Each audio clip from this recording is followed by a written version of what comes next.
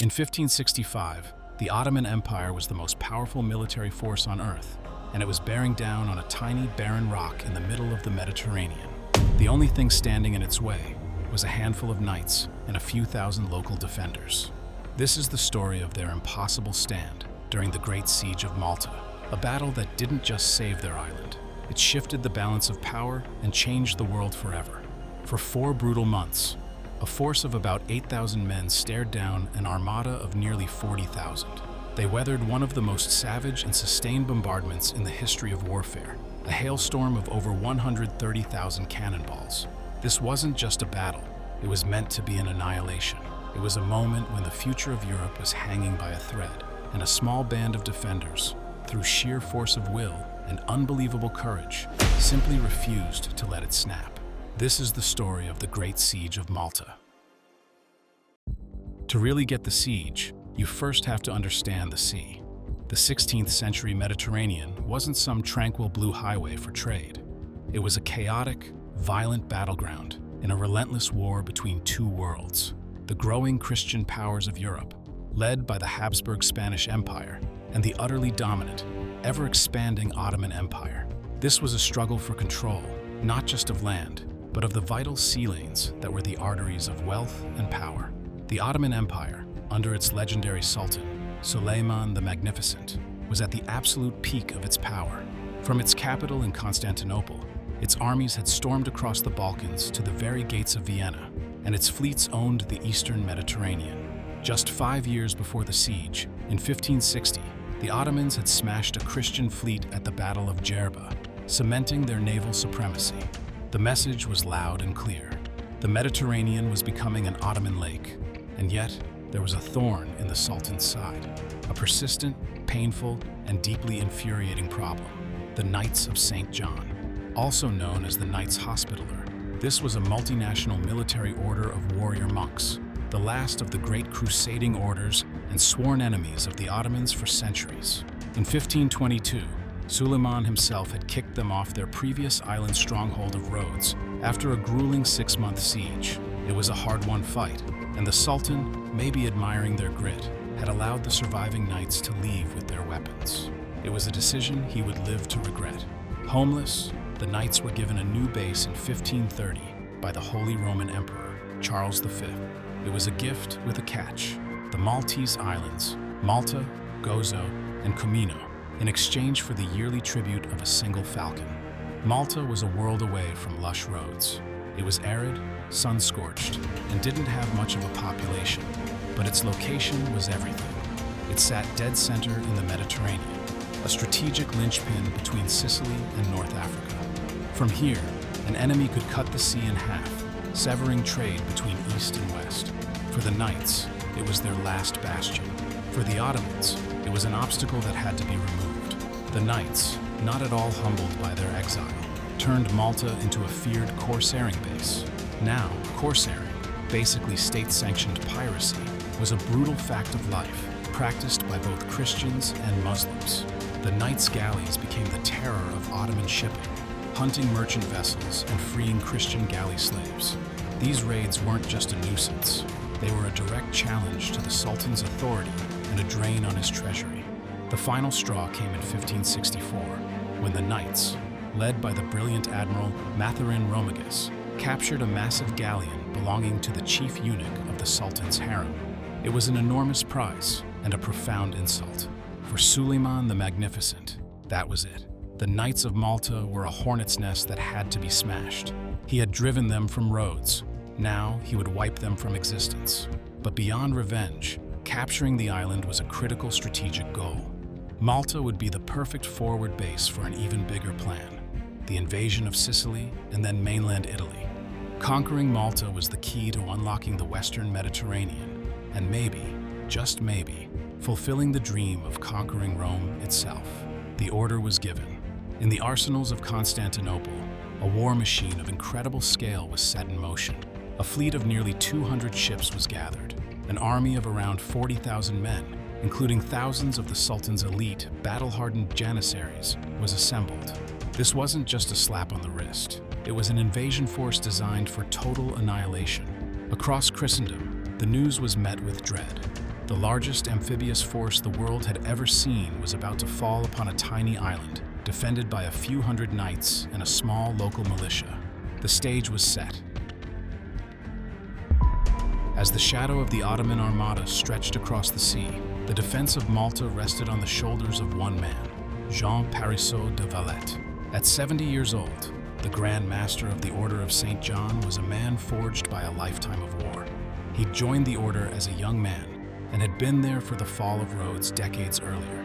He was a veteran of countless sea battles and had even survived a year as a Turkish galley slave after being captured. That brutal experience only hardened his resolve. De Valette was the perfect warrior monk, disciplined, deeply religious, utterly ruthless, and armed with an unshakable will of iron. He was a brilliant strategist, an inspiring leader, and he knew his enemy inside and out. Since becoming Grand Master in 1557, de Valette had worked tirelessly to get ready for the invasion he knew was coming.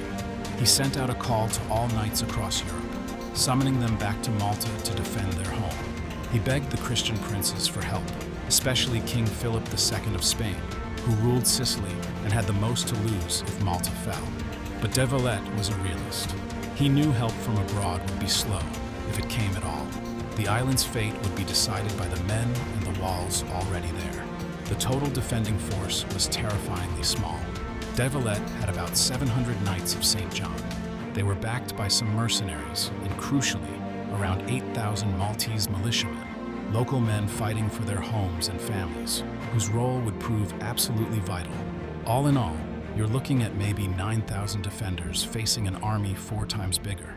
Their only real hope lay in their fortifications, clustered around the Grand Harbor. The harbor's geography is the key to the whole siege. Picture 2 main peninsulas sticking out into the water. On one, you had the old town of Birgu, the knights' headquarters, protected by the massive Fort St. Angelo at its tip. On the other was the Senglia Peninsula, guarded by Fort St. Michael. But jutting out between these two, like a finger pointing at the sea, was a third crucial piece of land, a long, narrow peninsula called Mount Siberas, and right at its tip, guarding the entrances to both the Grand Harbor and the neighboring Marsamxett Harbor, stood a lonely, star-shaped fortress, Fort St. Elmo. De Valette knew St. Elmo was the key to everything. It was small and isolated from the main forts, but as long as it held out, the Ottoman fleet couldn't find safe anchorage inside Marsamxett Harbor. And as long as St. Elmo's cannons could threaten the entrance to the Grand Harbor, the Ottomans couldn't bring their full naval power to bear. St. Elmo had to hold on for as long as possible, buying precious time to strengthen the main forts and for any relief force to arrive from Sicily. It was a sacrificial fort, and the men sent to defend it knew they were being sent to die. De Valette poured everything into strengthening the defenses, digging ditches, raising walls, and stockpiling gunpowder and food. He was everywhere, inspecting the ramparts, encouraging his men, making the grim calculations of siege warfare. He knew they couldn't win in an open battle. Their only chance was to make the price for every inch of ground so high, to inflict such horrific casualties that the Sultan's army would bleed itself dry against their walls. It was a strategy of pure defiance against impossible odds. As the Ottoman sails finally appeared on the horizon on May 18, 1565, de Valette addressed his knights. His words laid out the stark reality. "It is the great battle of the cross and the Quran," he declared. "We are the soldiers of the cross, and if we die for the glory of God." The arrival of the Ottoman Armada was a sight of pure terror. Nearly 200 ships filled the horizon, a forest of masts carrying an army ready for conquest. The Ottoman force, led by the veteran general Mustafa Pasha, landed unopposed and quickly set up their main camp. And almost immediately, they made their first critical mistake, born from a divided command. The Sultan had appointed 2 leaders, Mustafa Pasha for the army and Admiral Piale Pasha for the navy. Their very first debate proved fateful. Mustafa, the army commander, wanted to march inland and attack the old, poorly defended capital of Medina first. This would crush Maltese morale and secure the island, letting the harbor forts just wither and die. Piale, the admiral, furiously disagreed. He refused to risk his fleet out in the open, exposed to the unpredictable Mediterranean weather. He demanded they first capture Fort St. Elmo to secure the sheltered Marsamxett harbor for his ships. The argument was settled by the impending arrival of a third, terrifying figure, Turgut Reis, known in Europe as Dragut. The feared Barbary corsair was one of the most brilliant naval commanders of the age, and Suleiman had ordered both his generals to listen to whatever Dragut said. While waiting for him, they decided to go with Piali's plan and focus on St. Elmo. This was a massive blunder. It committed the entire Ottoman army to crushing a single, outlying fort, giving de Valette the one thing he desperately needed: time. On May 24th, the bombardment began. The Ottomans dragged their heavy siege cannons onto Mount Sebaras and opened fire. This was the start of one of the most relentless artillery bombardments in history. Day after day, iron and stone cannonballs smashed into the limestone walls. The small garrison inside endured a constant storm of shrapnel and collapsing rock, working through the nights to repair the damage, clearing rubble, and digging new trenches inside the ruins of their own fort. When Dragut finally arrived, he immediately saw the strategic mistake. He criticized the placement of the cannons, which weren't able to completely cut the fort off from being resupplied by boat from across the harbor. But it was too late to change course. So instead, he used his genius to perfect the siege, setting up new batteries and pushing the trenches ever closer, tightening the noose. Dragut was a constant presence on the front lines, directing the cannon fire and pushing his men forward. The fight for St. Elmo was pure savagery. The Ottomans threw wave after wave of soldiers at the shattered walls. The defenders fought back with desperate courage, using flaming hoops, boiling pitch, and whatever explosives they could create. The narrow breaches in the walls became killing grounds, choked with the bodies of janissaries and knights. De Valette, watching from Fort St. Angelo, sent small boats of fresh troops and supplies across the harbor at night, a dangerous journey that fed more men into the meat grinder, but kept the fort alive. After weeks of this hell, the garrison was at its breaking point. They sent a message to de Valette, begging permission to fight their way out and die in a final charge, rather than be slaughtered where they stood. De Valette refused. Every single day St. Elmo held was another day gained. He needed them to hold, no matter the cost. The end came after nearly a month of heroic resistance. During a major assault, a stray cannon shot from a Christian fort across the harbor sent shrapnel flying. A piece struck Dragut in the head. The legendary corsair was mortally wounded, a devastating blow to Ottoman command and morale. On June 23rd, the final, overwhelming assault began. The last handful of defenders, many already wounded, took their places at the breaches and fought to the last man. When the Ottoman banners finally flew over the smoking ruins, it was a hollow victory. The siege of Fort St. Elmo, which was supposed to take 3 or 4 days, had lasted a month, and it had cost them dearly. An estimated 6,000 of their best troops, including their most brilliant commander, Dragut. In a fit of rage, Mustafa Pasha had the bodies of the dead knights decapitated. Their heads were stuck on pikes, and their headless bodies were nailed to mock crucifixes and floated across the harbor toward Fort St. Angelo, a gruesome warning. De Valette's response was just as brutal. He ordered all of his Turkish prisoners to be beheaded. Their heads were then loaded into his largest cannons and fired back into the Ottoman camp. The message was unmistakable. There would be no quarter, no surrender. This was a war to the death. With St. Elmo gone, the full, undivided fury of the Ottoman army was unleashed on the 2 main strongholds, Birgu and Senglia. The fleet was now safely anchored in Marsamxett harbor, and Mustafa Pasha, thinking the defenders' morale must be broken, prepared for what he thought would be the final act. He was wrong. The month they'd spent taking St. Elmo hadn't broken the knights, it had hardened them, and it had given de Valette a month to improve his main defenses. The Ottomans planned a massive amphibious assault. To get around the deadly guns of Fort St. Angelo, Mustafa ordered his men to physically drag over 80 ships overland, across the peninsula, and into the Grand Harbor. It was an incredible feat of engineering. His plan was to hit Senglia from land and sea at the same time. On July 15th, the attack came.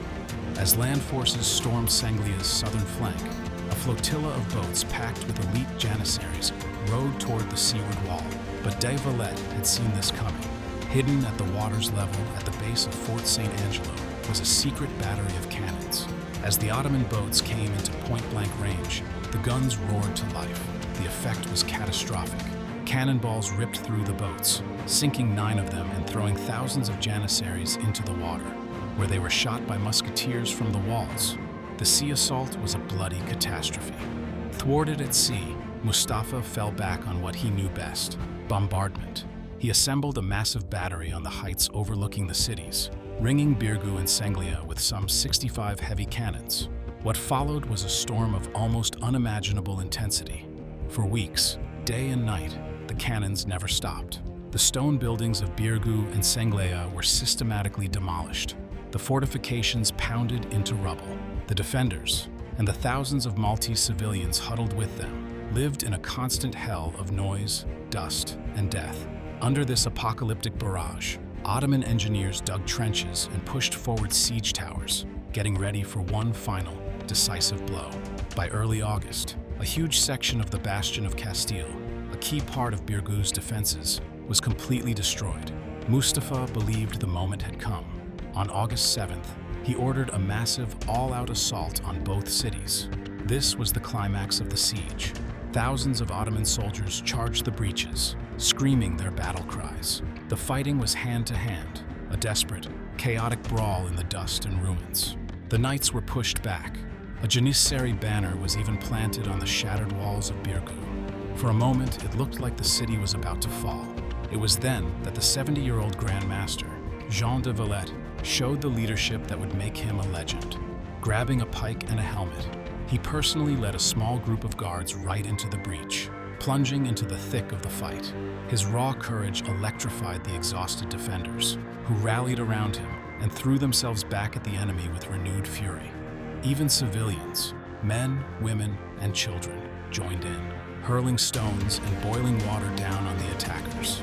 Just as the battle hit its peak, a cry of alarm went up from the Ottoman rear. The small Christian cavalry force, stationed in the old capital of Medina and mostly forgotten by the Ottomans, had launched a surprise raid on the main Turkish camp.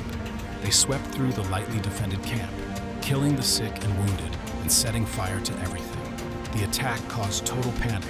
News reached Mustafa Pasha that a huge Christian relief army had landed and was attacking his rear. Fearing he was trapped, he sounded the retreat. The assault was broken. The Ottoman forces pulled back from the walls in chaos. The defenders, standing on their shattered ramparts amidst piles of the dead, had held on. They had survived the crucible, but they were on the verge of collapse. Their forts were in ruins, their gunpowder was almost gone, and they were running out of men and food. They knew they couldn't survive another attack like that one. All eyes now turned to the sea, praying for the relief force that had been promised for so long. As August bled into September, the situation inside the forts became truly hopeless. The great assault had been turned back, but at a terrible cost. The few remaining knights and soldiers were exhausted beyond words, their numbers shrinking by the day. The walls of Birgu and Senglia were just mounds of rubble. Starvation was setting in, and ammunition was nearly gone. Every day they looked out at the vast Ottoman army, knowing another attack was coming, and knowing they didn't have the strength to stop it. But the Ottomans were also suffering. Their losses had been catastrophic, far worse than they'd ever imagined. Disease, probably dysentery, was tearing through their camp in the brutal summer heat. Their morale, once sky-high, had been crushed by the long fight for St. Elmo and the bloody failures at Birgu and Senglia. Mustafa Pasha was now in a race against time. The campaigning season was ending. Soon, autumn storms would make the seas too dangerous for his fleet, and if a Christian relief force did show up, his army could be trapped. He had to take the cities now. Meanwhile, in Sicily, the long-awaited relief force, the Gran Soccorso, was finally on its way. Don Garcia de Toledo, the Spanish viceroy, had been painfully slow to act, terrified of risking the Spanish fleet, but incredible pressure from the Pope and his own king finally forced his hand. An army of about 9,000 men, mostly veteran Spanish and Italian soldiers, set sail for Malta. On September 7th, the relief force landed on the northern end of the island, far from the fighting. News of their arrival spread like wildfire. To the exhausted defenders, it was a miracle. To the Ottomans, it was a disaster. panicked scouts gave exaggerated reports, claiming a massive army had landed. Mustafa Pasha, with his own army depleted and demoralized, fell into a panic. He imagined being crushed between a fresh Christian army and the desperate garrisons he'd failed to break. Without even checking how large the relief force really was, he made a fateful decision. He ordered an immediate retreat. The Ottomans began a frantic evacuation, abandoning their heavy cannons and siege gear. They burned their camp and scrambled for their ships. As they fled, de Valette's men and the new troops harried their rear guard, cutting down stragglers. The once mighty Ottoman army was now a broken, fleeing mob. By September 8th, the last Turkish ship had vanished over the horizon. The Great Siege of Malta was over. The island was a scene of celebration, but also of utter devastation. The 4-month siege had left Malta in ruins. The human cost was staggering. Of the 9,000 or so defenders, maybe only 600 were still able to fight. Thousands of Maltese civilians were dead. The cities of Birgu and Senglia were practically leveled, but they had held. The Ottoman losses were on another scale entirely. While exact numbers are hard to know, it's estimated they lost as many as 25,000 to 35,000 men, a huge portion of their invasion force, to battle and disease. It was one of the worst military defeats the Ottoman Empire had suffered in over a century. When news of the victory hit Europe, it was met with shock and wild celebration. The tiny island of Malta, against all odds, had defied the full might of the Sultan. The myth of Ottoman invincibility had been shattered. The end of the Great Siege on September 8, 1565, wasn't just the end of a battle, it was the beginning of a legend. The victory sent shockwaves across the Mediterranean. For the first time in decades, a major Ottoman invasion by sea had been decisively defeated.